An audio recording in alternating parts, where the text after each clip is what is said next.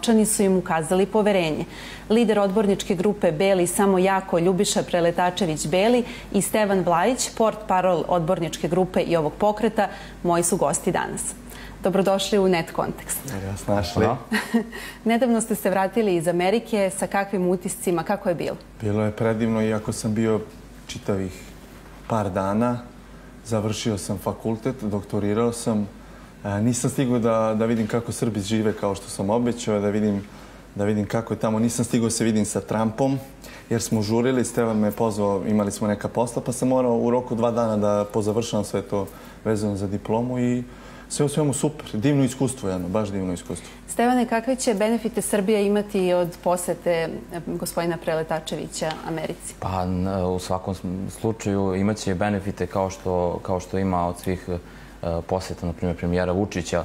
Dakle, sigurno je da ćemo napredovati, a pre svega opština Mladenovac, pošto je gospodin Preletačević pre svega orijentisan na tu izbornu jedinicu.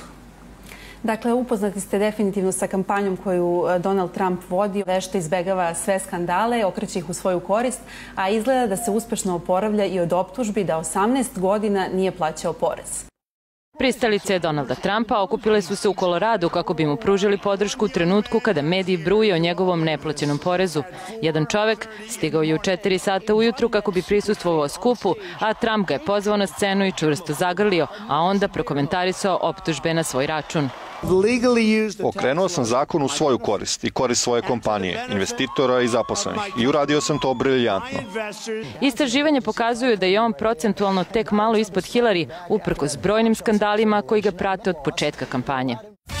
Zašto je Trump toliko popularan uprkos svemu? Da li je u redu ovako okretati zakon u svoju korist? Znate kako, Amerika je jedna čudna zemlja. Ja sam uspeo za 2 dana da upoznam kako sve to funkcioniše, a i vjerojatno je čovjek domaćin.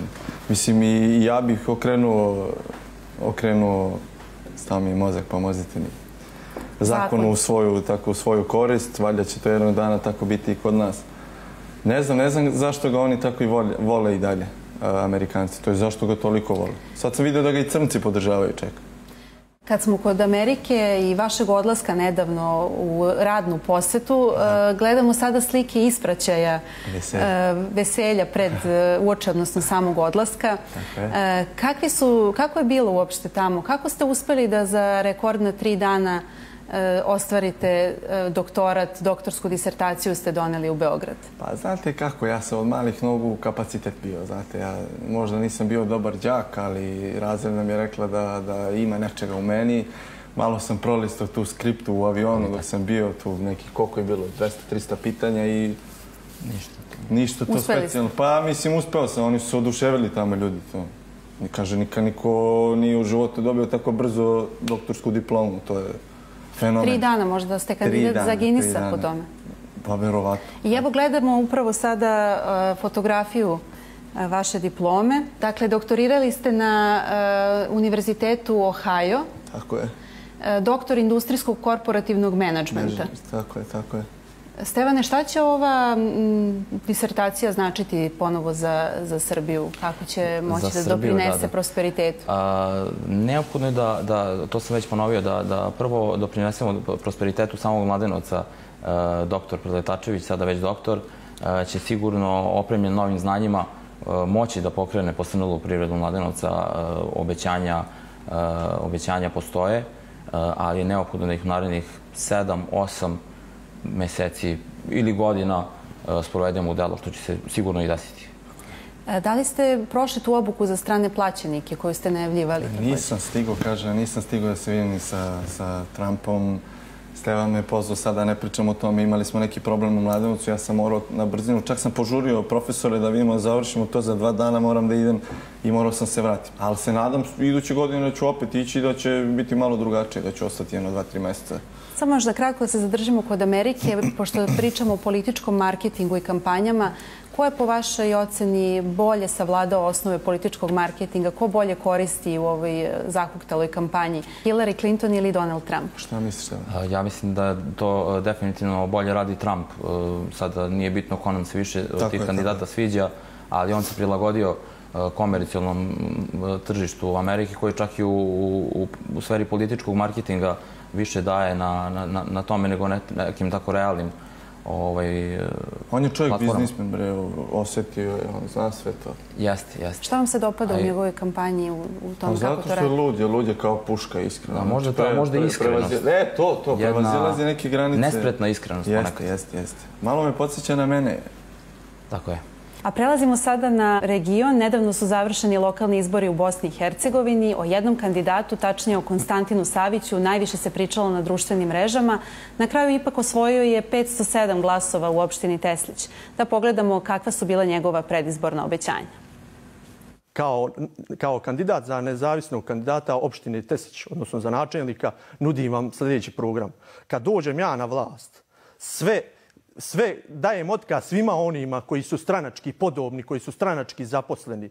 Ukazivaću sve tužilaštvu, policiji i drugim institucijama kriminal koji se dešava u opštini Teslić, da jednostavno negira se osnovna ljudska prava ljudi. Jednostavno pravni sistem u kojem mi živimo napravljen je da vas vara. Jednostavno prevara je na svakom ćošku. Ko je to privatizovao za sebe i za svoj lični džep? Svi politički će biti izbačeni. To sigurno. Napravit ću listu ovdje. Listu ti. Znam, može se to vidjeti lako gdje si bio u političkoj stranci. Ne može to. Znači, pad vrijednosti je izuzetna. Znači, jednostavno, ko da i nema vrijednosti što je uradio. Znači, bolje ti je biti kriminalac nego da radiš. I jednostavno znam sigurno da ću pobijediti. Želio bi da 2. oktobra izađete, prvi sam na listi i podržite mene kao Konstantina Savića. Ja ću pokazati reforme. Bio je glasan, srčan, iskren u nastupima, ali ipak je osvojio samo 507 glasova. Gdje je pogrešio? Pa možda baš u tome što je bio glasan i previše srčan, a i vidljivi su ti negativni elementi njegove kampanje koji očigledno ne prolaze danas.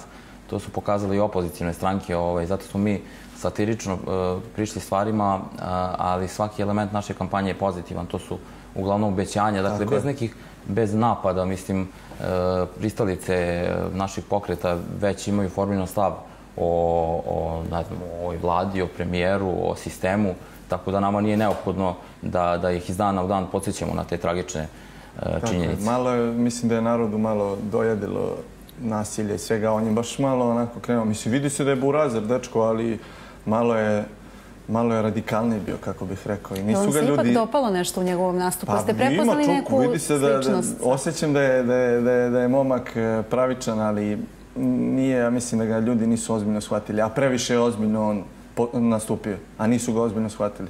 Nas su ozbiljnije shvatili, a mi smo krenuli kao nešto neozbiljno. Ali želimo mu sreću.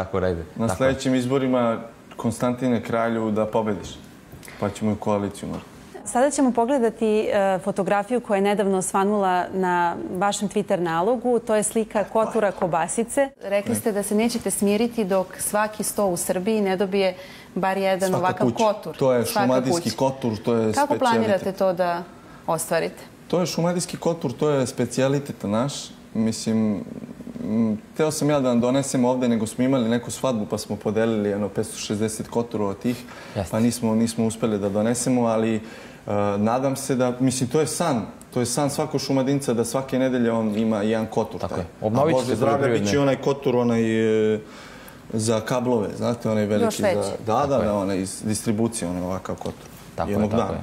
Obnovom stočnog fonda i ponovnim udruživanjem seljaka u zadruge, to je ostvarivo. I dalje, naravno, distribuciju Walmart. Tako je, da, to nam se da izvozimo to. Doktor bude odlučio. Šta je sa Sarbom? Bilo je i to obećanje. Znate šta je problem? Mi nismo pobedili, onda to je sve, odmah se promenila priča. Mi da smo pobedili, sad bi se gađali koturovima i Sarmama. Svako obećanje je osvećeno. Sve što smo želeli, jednostavno vlasti nam nisu dozvolile, baš iz razloga da otimanje poena.